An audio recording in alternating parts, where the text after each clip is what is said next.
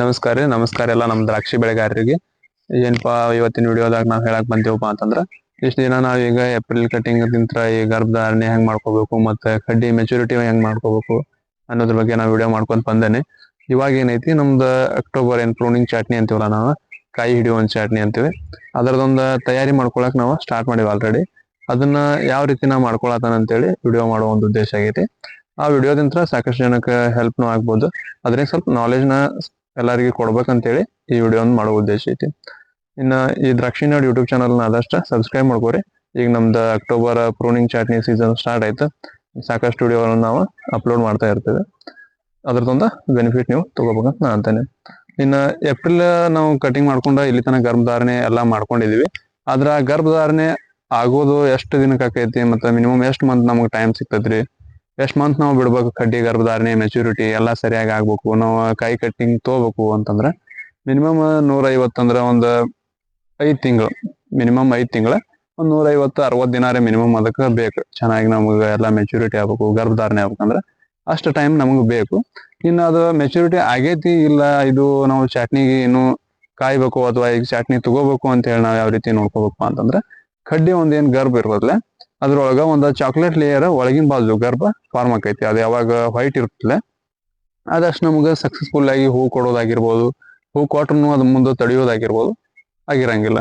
ಆ ಕಡ್ಡಿ ರಿಸಲ್ಟ್ ನಮ್ಗೆ ಸರಿಯಾಗಿ ಸಿಗಂಗಿಲ್ಲ ಮತ್ತೆ ಅದೇ ಇಳುವರಿಗೂ ಕುಂಠಿತ ಮಾಡ್ತೈತೆ.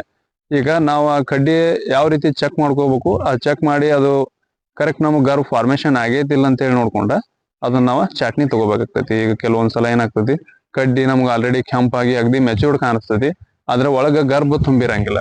ಇನ್ನು ಒಳಗಿಂದ ನಮ್ದು ಏನ್ ಗರ್ಭ ಇದಿರೋದಿಲ್ಲ, ಅದ್ರದ ಗರ್ಭಕೋಶ ಇನ್ನು ವೈಟ್ ಇರೋದ್ರಿಂದ ಏನಾಗ್ತೈತಿ, ಅದ್ ನಮ್ಗ ಹೂ ಕೊಡುವ ಚಾನ್ಸಸ್ ಕಡಿಮೆ ಇರ್ತೈತಿ, ಕೊಟ್ರು ಕರಿ ಹೋಗೋ ಚಾನ್ಸಸ್ ಬಹಳ ಇರ್ತೈತಿ. ಅದನ್ನ ಮೊದಲನೇದಾಗಿ ನಿಮ್ಗೆ ತೋರಿಸ್ಬಿಡ್ತೀನಿ ನಾವು ಯಾವ ತರ ಚೆಕ್ ಮಾಡ್ಕೋತೀವಿ. ಯಾವ ಲ್ಯಾಬಿ ಟೆಸ್ಟಿಗೂ ಕೊಟ್ಟಿಲ್ಲ ಇಷ್ಟೇ ನಾನು.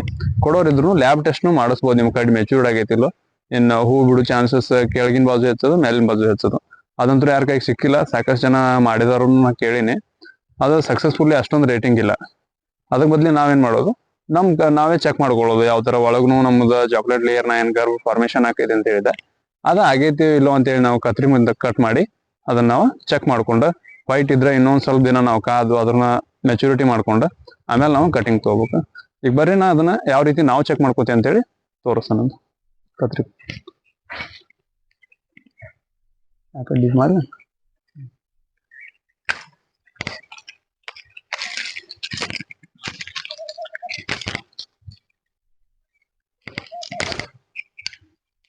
ಇಲ್ಲಿ ನೋಡ್ಬೋದು ನೀವು. ಸದ್ಯದಾಗ ಇದೊಂದು ಸಬ್ಕಿನ್ ಮೇಲಿನ ಗಂಟ ಐತಿ, ಇಲ್ಲಿ ನೋಡ್ಬೋದು ನೀವು ಕ್ಲಿಯರ್ ಕಾಣತೈತಿ. ಇದೇನು ಒಳಗಿಂದ ಐತಲ್ಲ, ಒಳಗಿನ ಕಲರ್ ಏನು ವೈಟ್ ಐತಿ, ಒಳಗಿನ ಕಲರ್ ವೈಟ್ ಐತಿ. ಅದ್ರ ಮ್ಯಾಲ ಕಡ್ಡಿ ನೋಡ್ಬೋದು ನೀವು, ಫುಲ್ ಮೆಚೂರ್ಡ್ ಕಾಣಿಸ್ತೈತಿ. ಆದ್ರೆ ನಮಗ್ ಕಡ್ಡಿ ಮೆಚೂರ್ಡ್ ಆಗೈತಿ ಅಂತ ಹೇಳಿ ಯಾವಾಗ ಗೊತ್ತಾಗ್ತೈತಿ, ಇದನ್ನ ಕಟ್ ಮಾಡಿದಾಗ ಈ ಕಲರ್ ಏನೈತಲ್ಲ ಇಲ್ಲಿ ಒಳಗೂ ಬಂದಿರ್ಬೇಕು. ಈ ರೌಂಡ್ ಒಂದ್ ಸರ್ಕಲ್ ಕಾಣಿಸ್ತಿರ್ಬೋದು ನಿಮಗೆ, ಪ್ಯೂರ್ ಚಾಕ್ಲೇಟ್ ಕಲರ್ ಬಂದಿರ್ಬೇಕು. ಇಲ್ಲಿ ನೋಡ್ಬೋದು ಇನ್ನು ಎಳಿದೈತಿ ಕಡ್ಡಿ ವೈಟ್ ಐತಿ. ಇದನ್ನ ನಾವು ಕಟ್ ಮಾಡಿದಾಗ ಪೂರಾ ಕಡ್ಡಿ ಮ್ಯಾಗ ಏನ್ ಕಲರ್ ಐತಿ, ಈ ಕಲರ್ ಏನೈತಿ ಇಲ್ಲಿ ನೋಡ್ರಿ, ಈ ಕಲರ್ ಏನೈತಿ ಮತ್ತೆ ಒಳಗಿನ ಗರ್ಭದ ಕಲರ್ ಏನೈತಿ ಇಲ್ಲಿ ನೋಡ್ಬೋದು. ಇನ್ನ ವೈಟ್ ಕಾಣತೈತಿ, ಕ್ಲಿಯರ್ ಕಾಣತೈತಿ. ಇಲ್ಲಿನ ಪೂರಾ ವೈಟ್ ಐತಿ. ಈ ಕಡ್ಡಿ ಕಲರ್ ಏನೈತಿಲ್ಲ ಈ ಬಿಳಿ ಗರ್ಭ ಐತಿ ನೋಡ್ರಿ ಇಲ್ಲಿ.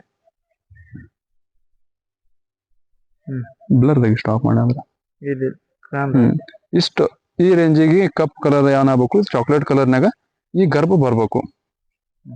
ಅವಾಗ ಏನಾಗ್ತೈತಿ, ನಾವು ಕಡ್ಡಿ ಗರ್ಭ ಇನ್ನು ಕಡ್ಡಿ ನಮ್ಮದ ಚಾಕ್ಲೇಟಿ ಕಲರ್ ಗರ್ಭ ಇನ್ನ ರೆಡಿ ಆಗ್ಬೇಕು ಮತ್ತ ಅಷ್ಟು ಮೆಚೂರ್ಡ್ ಆಗ್ಬೇಕು. ಅವಾಗ ನಾವು ಚಾಟ್ನಿ ಮಾಡಿದ್ರೆ ಏನೈತಿ ನಮ್ಗೆ ಸಕ್ಸಸ್ಫುಲ್ಲಿ ಹೂವಿನ ರಿಸಲ್ಟ್ ಆಯ್ತು ಮತ್ತೆ ಕರಗ್ಲಾರ್ದಾಗ ರಿಸಲ್ಟ್ ನಮಗ್ ಕೊಡ್ತೈತಿ.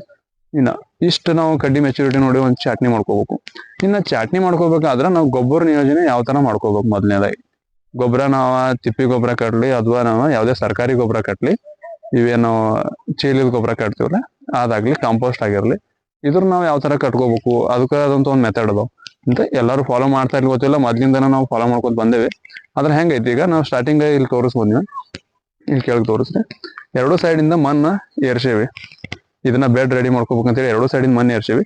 ಇದೇನ್ ನಡು ಕಾಣ್ತದಲ್ಲ ತ್ಯಾಗ, ಇದನ್ನ ಸ್ವಲ್ಪ ಇಲ್ಲಿಂದ ಸ್ವಲ್ಪ ನಾವೇನ್ ಮಾಡ್ತೇವೆ, ಮಣ್ಣನ್ನ ಆಚೆ ಕಡೆ ಈಚೆ ಕಡೆ ಸೈಡಿಗೆ ಸರಿಸ್ಕೊಂಡು ಏನೈತಿ ಸ್ವಲ್ಪ ಜಾಗ ಅಂದ್ರ ನಮ್ ರೂಟ್ ಜೋನಿಗೆ ಆದಷ್ಟು ಗೊಬ್ಬರ ಹತ್ತಿರ ಆಗ್ಬೇಕು. ಇನ್ನ ಗಿಡಗಳು ದೊಡ್ಡ ಅದಾವ, ಗಿಡದ ಬಡ್ಡಿಗೆ ಗೊಬ್ಬರ ಕೊಡ್ಬೇಕಂತ ಏನಿಲ್ಲ. ಸೈಡ್ ನೀವೇನ್ ಮೈಕ್ರೋಟ್ಯೂಬ್ ಅಥವಾ ಇಲ್ಲ ಏನ್ ಡ್ರಿಪ್ಪಿನ ನೀವೇನ್ ಗುಂಡಿ ಇರ್ತಾವಲ್ಲ ಅಲ್ಲಿ ಗೊಬ್ಬರ ಹಾಕುವಂತ ವ್ಯವಸ್ಥೆ ನೀವು ಮಾಡ್ಕೋರಿ. ಇನ್ನ ನೋಡ್ಬೋದು ನೀವು ಇಷ್ಟು ನಾವು ಮಾಡ್ಕೊಂಡಾಗ ಗೊಬ್ಬರ ಏನಾಗ್ತೈತಿ ನಮ್ ರೂಟ್ ಜೋನಿಗೆ ನೀರ್ನು ಆಗ್ತೈತಿ. ಆಮೇಲೆ ಏನೈತಿ ನೀರ್ ಬೀಳೋ ಜಾಗಕ್ಕೆ ಹಾಕಿದ್ರಿಂದ ಏನಾಗ್ತೈತಿ ಗೊಬ್ಬರದೊಳಗ ತೇವಾಂಶ ಹೆಚ್ಚಾಗೈತಿ. ಇನ್ ಗೊಬ್ಬರದಾಗ ತೇವಾಂಶ ಇರ್ಲಿಕ್ಕಂದ್ರ ಏನಾಗ್ತೈತಿಪ್ಪ, ಗೊಬ್ಬರದಾಗ ಇರ್ತಕ್ಕಂಥ ನಾವೇನ್ ಕೊಟ್ಟಿಗೆ ಗೊಬ್ಬರ ಏನ್ ತಿಪ್ಪಿ ಖಾತ ಹಾಕ್ತಿವಲ್ಲ, ತಿಪ್ಪಿ ಖಾತ ಹಾಕಿದಾಗ ಆ ತಿಪ್ಪಿ ಖಾತ ಒಣಗೂ ಕೊಡ್ಬಾರ್ದು ನಾವು.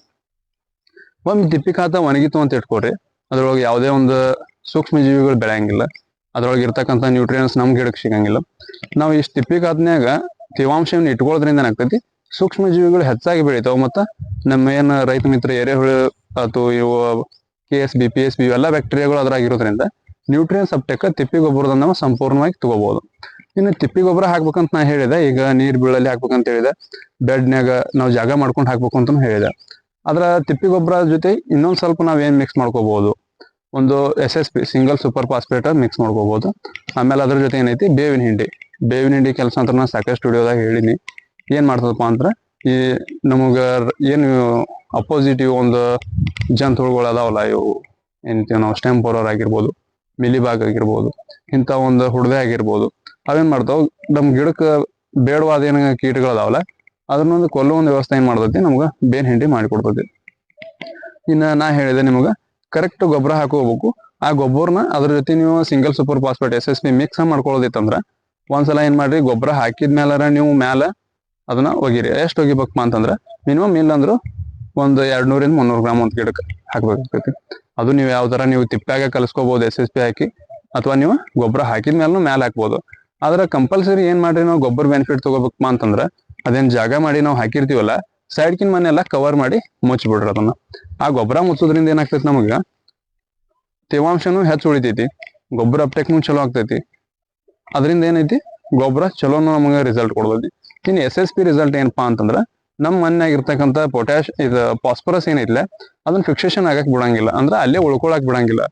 ಎಲ್ಲಾನು ಅಪ್ಟೇಕ್ ಮಾಡಿಸಿ ಕೊಟ್ಟಿಗೆ ಗೊಬ್ಬರದ ಮುಖಾಂತರ ಏನ್ ನಮ್ಮ ಗಿಡ ತಗೋತಿರೋದಿಲ್ಲ ಗೊಬ್ಬರ ಅದ್ರೊಳಗೆ ಎಲ್ಲಾನು ಎತ್ಕೊಳಕ ಹೆಲ್ಪ್ ಮಾಡ್ತೈತಿ. ಅದ್ರ ಸಂಬಂಧ ನಾವು SSP ಬಳಸೋದು ಚಲೋ ರಿಸಲ್ಟ್ ಐತಿ. ಇನ್ನ ನೆಕ್ಸ್ಟ್ ನೋಡೋದಾಯ್ತಂದ್ರ ಇಲ್ಲ ನಾವು ಸರ್ಕಾರಿ ಗೊಬ್ಬರ ಹಾಕ್ಬೇಕ ಅನ್ನೋರಿದ್ರೆ ಅಂತಂದ್ರ ನಾವಂದ್ರು ಇಷ್ಟ ದಿನ ಬಹಳ ದಿನ ಆಯ್ತು ನಾವು ಬಳಸೋದು ಕಡಿಮೆ ಮಾಡಿವಿ. ಆದಷ್ಟು ಏನಿದೆ ಇನ್ಲೈನ್ ನಾವು ವಾಟರ್ ಸಾಲ್ಯೂಬಲ್ ಗೊಬ್ಬರ ಬಿಡ್ತೀವಲ್ಲ ಅದನ್ನ ಬಿಟ್ಕೊಂತನ ಬಂದೇವಿ.